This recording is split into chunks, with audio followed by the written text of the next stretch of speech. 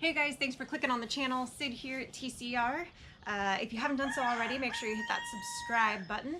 I am starting yet another project today. I've actually got some people over here moving the mulch for me because I have been itching to get these cabinets done. And it was gonna take me all day to move that mulch by myself. So I got a couple people banging that out for me in the next couple of hours. Also because it was supposed to be spread when it was delivered, and because through a long story and series of events, I'm actually having our local butcher, Daniel, come out to do a couple of our hogs today.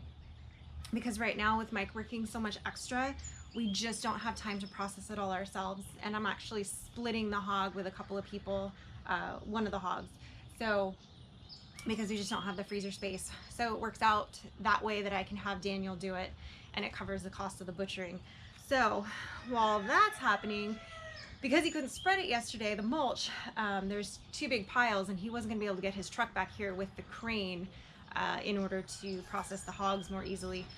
So they're moving that before he gets here. So problem solving on the fly, but that's what you do. Anyway, my cupboards, as much as I love my red kitchen cupboards, it's time for a change. Number one, just kind of want to change them up a little bit. And number two, it makes it really hard to film in the kitchen when we're doing cooking videos because the lighting gets a little screwy with all the red. So my game plan is to antique the cupboards and do kind of like a gray antique wash over them with some chalk paint and some antiquing paint over the top of that once it cures. This whole project is going to take about a week to 2 weeks. The reason for that being is after I sand everything down and put the first coat of paint, they have to cure for 3 days before I can even start the next step. And there's a lot of cupboards to do. I'm only worried about the upper cabinets right now, the red cabinets. I will be doing some antiquing on the white cupboards on the bottom, but that is something that I won't even have to take them off of the cupboards to do, or won't have to remove them from the kitchen to do. I can just paint that over. So I'm going to do this first because these have to come off since they have to be sanded and they have to dry, and there's just a lot more that has to be done to the red to undo what I did. So time to get started.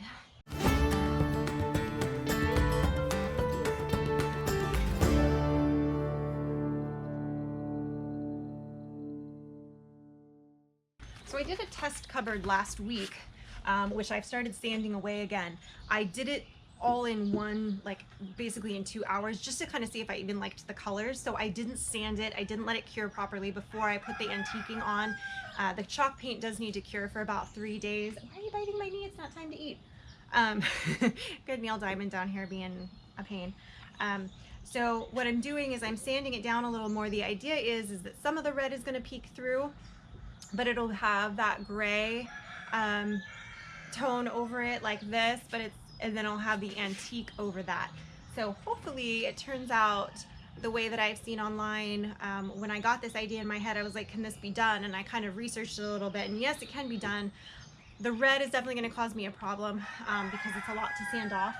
So I do have to get these sanded quite a bit more. This will probably go a little bit more easily just because it doesn't have anything else on it yet. It's just the red. So I'm going to sand these down as best I can. To still have some of the red, you can already see, like when I did these originally, I had to do, I believe I did I want to say it was 2 coats of primer, or maybe it was 1 coat of primer and 2 coats of red. I forget. But it took me forever to do these cupboards initially. So we're going to see how this turns out. Hopefully, I'm going to have to get all the way kind of through the primer in spots so that it's not just the gray of the primer popping through, but we'll see how it goes. That way the edges can be a little bit more antique. Those edges will be darker. And once I get these all sanded, and it feels like there's like a million of them. I know there's not, but it feels like it. I think it's going to be a little bit daunting. It's one of those projects that I've been wanting to do, but kind of putting off because I knew it's going to be very time consuming. But right now, in day 7,200,042 of quarantine, I don't even know if that's a real number. I'm so tired too. Little Neil definitely has been taking its toll, but I figure if not now, when. So might as well get to work and get some of this stuff done. So as you can see here, I just sanded this one down. I'm focusing more heavily on the edges, and I roughed it up in the middle. This is 120 grit sandpaper, basically just getting that first kind of little bit of the layer off, you know, and roughening up this a little bit so the chalk paint will stick better. And then obviously taking it down a little bit further on some of the edge work to really give it that antique look.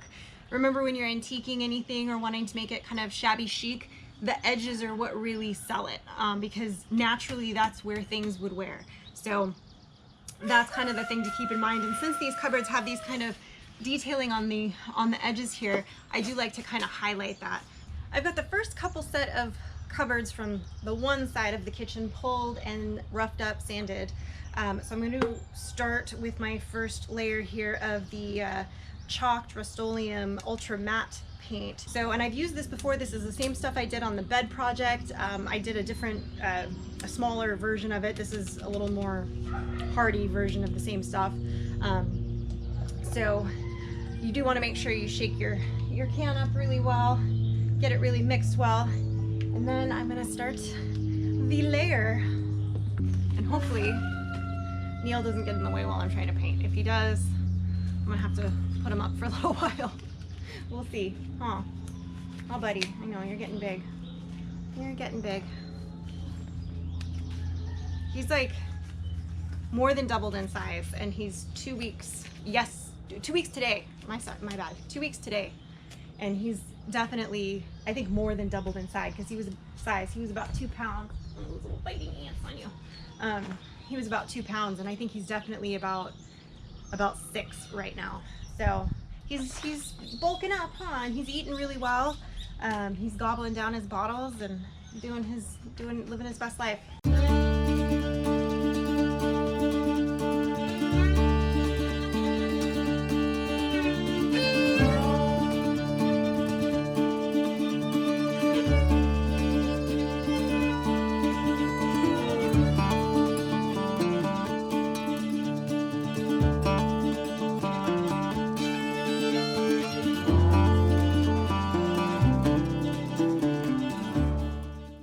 You do want to make sure after you sand your cupboards, you know, if you're starting with bare wood, you can go, you know, directly from just cleaning them.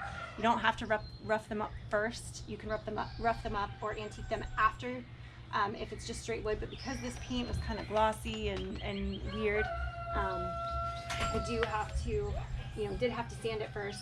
And because it's got the sanding dust on it, I'm kind of just taking this slightly damp rag to make sure that I get all of the sanding debris off before I start putting paint on, because that will just be a mess.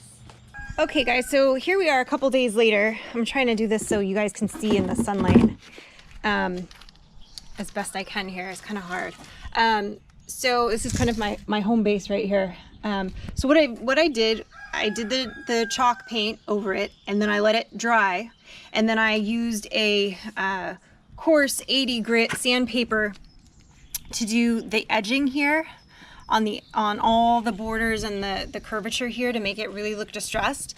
And then I used a 120, and then I also used a fine and a medium grit to do the inlays and the whole rest of the area. So I basically sanded it back down until it was like baby butt smooth, and the red from the original is peeking out, but not like the dominant color. So, which is exactly what I envisioned. So I'm super happy about that. And I've let this cure for a couple of days now, because the chalk paint has to cure for a few days before you can do any next steps as far as clear coating it or antiquing it with the glaze. So speaking of the glaze, I have got the Rust-Oleum chalked decorative glaze. This is the aged glaze, so it gives it a real kind of antiqued look to it. So as you can see, or as I will show you here, hopefully in the sunlight this will pick up a little bit, but it's kind of hard to, I know it's kind of hard out here outside to see maybe, but hopefully it's just looking that way on the screen. But so as you can see, like all I did was I basically coated this in the glaze, and I'll show you guys that. Basically coated it in, and then I wiped it with a lint-free cloth. They say to use cheesecloth, but I used a lint-free cloth, worked just fine. And you know, maybe doing it a little darker in some of the corners and over these edges so that they're covered. And it kind of does make the red pop out a little bit more, which is awesome. Important note though, you do want to make sure, like I said, that you cure that chalk paint for 2 to 3 days, because if you don't, it will basically just wipe away completely when you wipe off the glaze. That's just the nature of the beast. So you do want to make sure that cures so that you're not wiping away all of your chalk paint because you waited until the next day when the chalk paint was simply dry. So yesterday when the chalk paint was dry, I did all the sanding, and then today I'm doing the glaze. So it's coming out exactly the way I wanted, which I'm super excited about, because you know, sometimes you picture things in your head or you see things, and I hadn't seen anything exactly like this online where I would have the red coming through and then the layer of chalk. I hadn't really seen it done exactly the way I was picturing it. So I am really excited that this is turning out the way that I have been picturing it for months and months in my brain. That's exciting that this combination is actually doing what I wanted it to do. All right, so pretty easy to do. This doesn't have anything on it yet. It's just been sanded and wiped down from the chalk dust from the paint sanding.